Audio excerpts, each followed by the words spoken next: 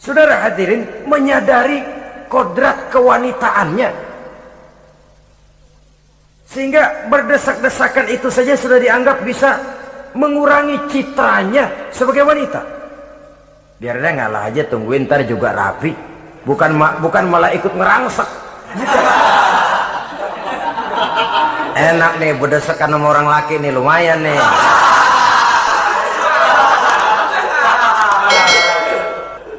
Sepintas itu saja sudah cukup bagi Nabi Musa, pemuda Musa, untuk menilai akhlak daripada wanita itu tadi. Oh, kalau kamu nunggu begini aja lama, kata Nabi Musa. Sudah, sini saya tolongin. Diambil embernya, Nabi Musa ikut berdesakan. Karena Nabi Musa memang kuat badannya, gak lama sudah dapat air. Sodorkan ke sana. Si wanita segera tahu bahwa pemuda ini begitu baik budi pekertinya, mau menolong orang yang dalam kesusahan. Akhirnya, bagaimana kalau kamu ikut saja ke rumah saya? Bapak saya sudah tua, senang hatinya kalau kamu ikut ke rumah, kenalan sama bapak saya. Ayolah, ayolah, berangkatlah. Dalam perjalanan, si wanita ini berjalan duluan, Nabi Musa di belakang. Kemudian Nabi Musa bilang, sebentar, saya duluan, kamu belakangan. Kenapa rupanya? Angin nakal bertiup menghembus pakaian si wanita, sehingga memberikan gambaran yang agak jelas tentang warna, bentuk, postur badan si wanita itu tadi. Sekarang Musa yang menunjukkan budi pekerti yang luhur. Gak mentang-mentang ditiup angin, nah mumpung nih.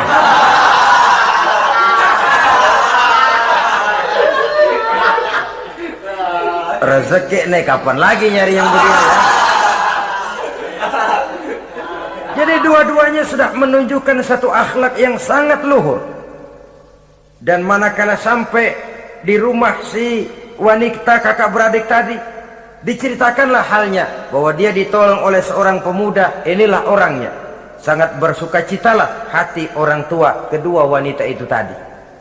Lalu usul si wanita tadi, Pak, kita kan di sini banyak punya kambing, nggak ada yang bantuin gembala. Bapak sudah tua.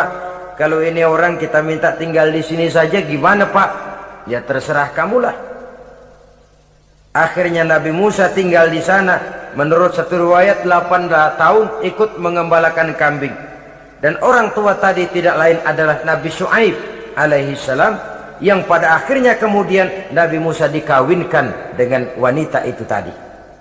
Setelah berumah tangga, Nabi Musa ingat kembali bahwa ia sesungguhnya keluar dari Mesir karena menghindarkan diri, bahwa kaumnya Bani Israel hidup di Mesir itu tertindas di bawah rezim kekuasaan Fir'aun yang zalim, dikerjakan secara paksa, wanita dipermalukan, bayi-bayi laki-laki dibunuh. Tergerak hatinya. Dia sudah enak, punya mertua bijaksana, punya istri cantik, hidup tenang sebagai pengembala kambing. Tapi nurani kebangsaannya berontak.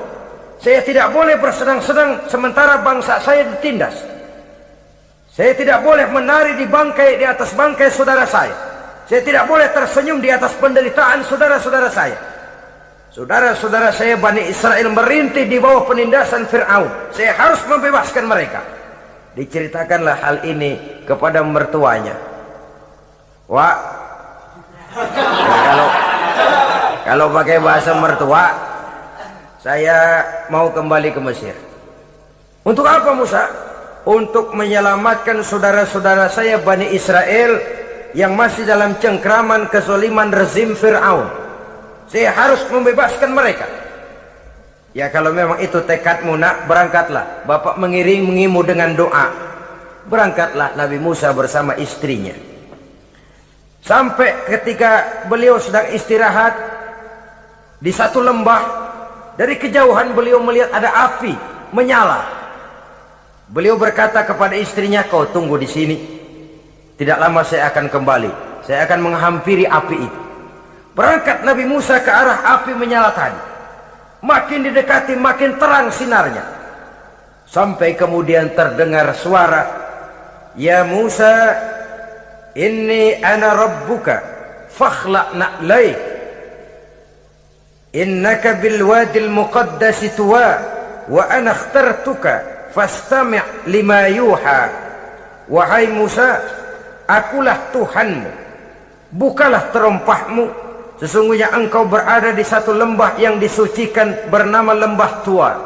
Aku telah memilihmu Musa, dan sekarang dengarlah apa yang diwahyukan kepadamu. Pada saat itulah turun wahyu pertama, dan resmilah sudah Nabi Musa diangkat menjadi Rasul oleh Allah Subhanahu wa ta'ala di satu lembah di Bukit Tur Sina. Apa wahyu yang pertama turun? Bunyinya, innani anallah la ilaha illa ana fa'budni. Sesungguhnya aku inilah adalah benar-benar Tuhanmu, tidak ada Allah selain daripada aku, maka hendaklah engkau hanya beribadah menyembah kepada aku. Ini umum, saudara. Semua Rasul yang diutus Allah, inilah ajaran prinsipnya. Anallah la ilaha illa ana. Akulah Allah Tuhanmu, tidak ada Tuhan lain selain Allah. Semua Rasul membawa ajaran ini. Oleh sebab itu, bukan hanya sekadar percaya kepada Tuhan saja yang penting. Sudahlah, pokoknya kan percaya kepada Tuhan. Iya, Tuhan yang mana?